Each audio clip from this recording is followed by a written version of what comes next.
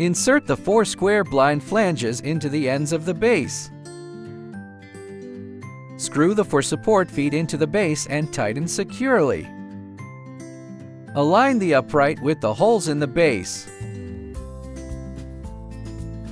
Secure with 4 screws and 4 nuts.